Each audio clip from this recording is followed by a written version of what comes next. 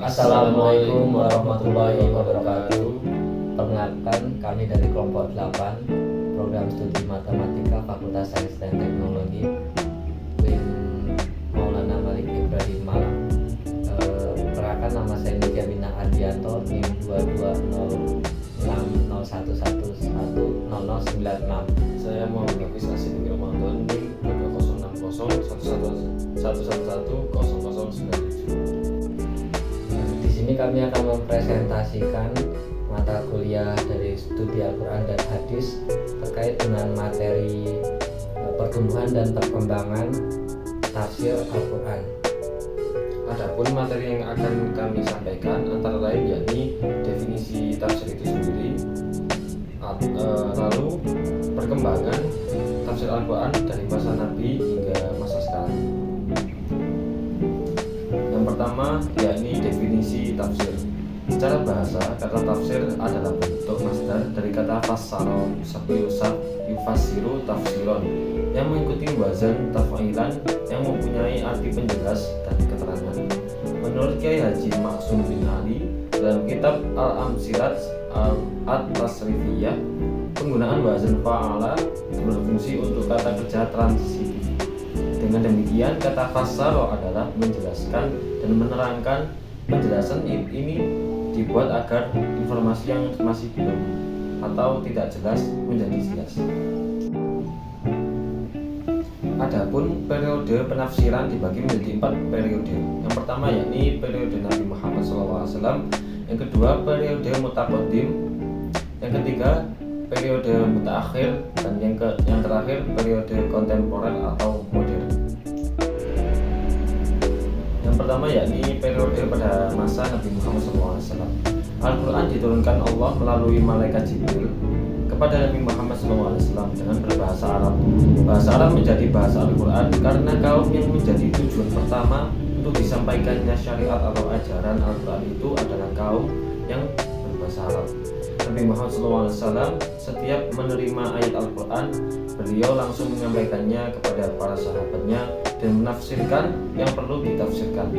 Penafsiran Nabi Muhammad SAW terhadap ayat Al-Quran ada kalanya dengan ayat Al-Quran pula, dan ada kalanya dengan hadis atau sunnah, baik dengan sunnah qauliyah, dengan sunnah fi'liyah maupun dengan sunnah taqririyah. Rujukan Nabi Muhammad SAW saat menafsirkan Al-Quran yaitu dengan menggunakan ayat Al-Quran yang lain atau sebelumnya. Jadi ketika ada ayat Al-Quran yang membutuhkan penjelasan dari Nabi, terutama dalam hal syariat dan ibadah, maka wahyu Allah akan turun, dan wahyu Allah yang turun tersebut untuk menjelaskan ayat yang sebelumnya. Yang kedua yaitu periode mutaqaddimin, yaitu periode ini dibagi menjadi 3, yaitu pada masa para sahabat, masa tabi'in, dan masa tabi'in. Pada masa para sahabat, tafsir pada masa ini memiliki ciri-ciri khusus yang penting untuk dipahami. Yang pertama itu tidak banyak mengandung riwayat Israiliyat atau sahabat Rasulullah SAW menghindari penggunaan banyak riwayat Israiliyat karena mereka menganggap cukup dengan sumber-sumber Islam yang murni. Hal ini membuat tafsir mereka tidak tercemar oleh pengaruh hawa nafsu dan terjaga dari perselisihan serta pendustaan. Yang kedua yaitu tidak mencakup seluruh Al-Quran karena banyak ayat yang sudah jelas bagi mereka. Yang ketiga yaitu sedikit perbedaan pendapat karena mereka hidup pada masa turunnya wahyu dan memahami bahasa Arab. Sedikit sekali perbedaan pendapat dalam penafsiran Al-Quran di antara mereka. Yang keempat yaitu tidak menjelaskan secara berlebihan. Sahabat tidak memaksakan untuk menjelaskan makna secara terlalu detail, sehingga tafsir mereka lebih bersifat sederhana dan bermanfaat. Yang kelima yaitu fokus pada aspek kebahasaan. Tafsir mereka lebih berkisar pada aspek kebahasaan dan pemahaman kalimat yang terpendek. Yang keenam yaitu belum terpengaruh mazhab. Mereka belum terpengaruh oleh mazhab tertentu, tetapi tafsir mereka lebih merupakan hasil istinbat hukum fikih. Yang ketujuh yaitu belum dibukukan. Tafsir sahabat belum dibukukan dalam bentuk buku pada masa itu, sehingga informasi yang disampaikan secara lisan dari mulut ke mulut. Yang terakhir yaitu tafsir terpencar dalam hadis. Tafsir pada masa sahabat masih terpencar dalam hadis-hadis mereka sendiri. Sumber-sumber rujukannya dalam tafsir pada masa sahabat adalah yang pertama yaitu Al-Quran, yang kedua itu penjelasan Nabi Muhammad SAW, yang ketiga yaitu ijtihad dan istinbat. Selanjutnya masa tabi'in. Pada masa ini tafsir telah mencakup sebagian besar ayat Al-Quran. Pada masa ini banyak terjadi perbedaan mazhab, karena ketika penaklukan Islam semakin luas, para sahabat terdorong untuk bermigrasi ke wilayah-wilayah yang baru ditaklukkan, serta membawa pengetahuan yang mereka miliki. Dari tangan mereka inilah tabi'in murid mereka itu belajar dan menimba ilmu, sehingga selanjutnya bertumbuhlah berbagai mazhab dan perguruan tafsir. Pada masa ini pula tafsir sudah mulai dibukukan. Yang terakhir adalah masa tabi'in. Pada masa ini tafsir telah mencakup seluruh ayat Al-Quran, dan tafsir juga telah dibukukan ke dalam bentuk kitab-kitab kecil dan besar. Pada masa ini juga banyak terjadi perbedaan mazhab. Selanjutnya periode pada masa mutaakhirin.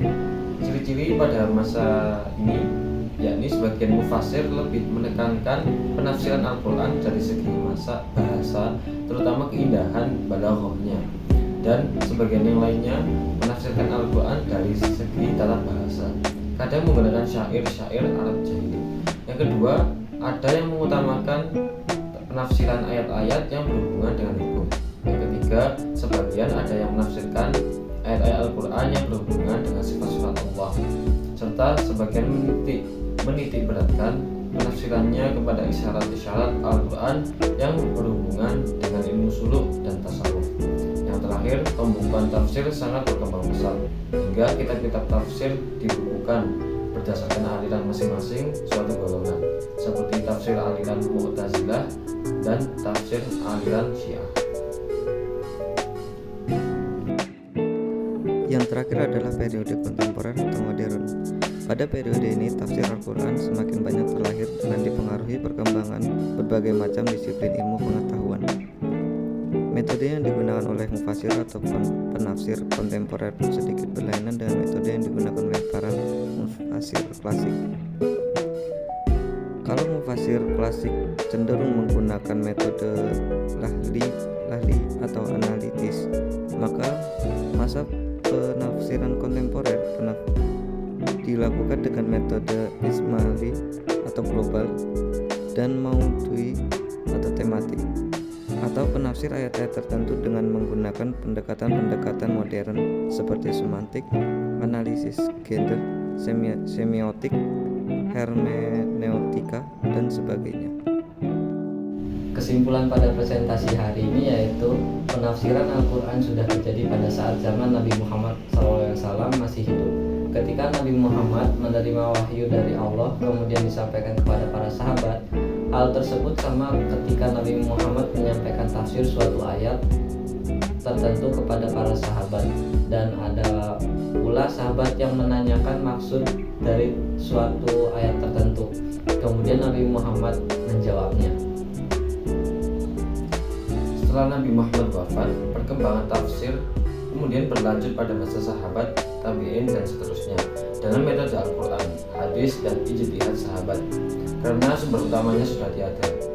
Tafsir pada masa sahabat inilah mulai mengalami perkembangan yang signifikan, karena para sahabat mulai mencari penjelasan-penjelasan Al-Quran berdasarkan penjelasan Nabi Muhammad SAW, baik itu berasal dari Al-Quran itu sendiri ataupun dari hadis-hadis. Jika tidak ditemukan tafsirnya, maka para sahabat melakukan ijtihad. Perkembangan tafsir selanjutnya pada masa tabi'in, ulama salaf as-sholihin, dan ulama khalaf atau kontemporer dengan berbagai metode, corak, dan ciri khas tersendiri. Sekian dari kami, kurang lebihnya mohon maaf, semoga bermanfaat. Wassalamualaikum warahmatullahi wabarakatuh.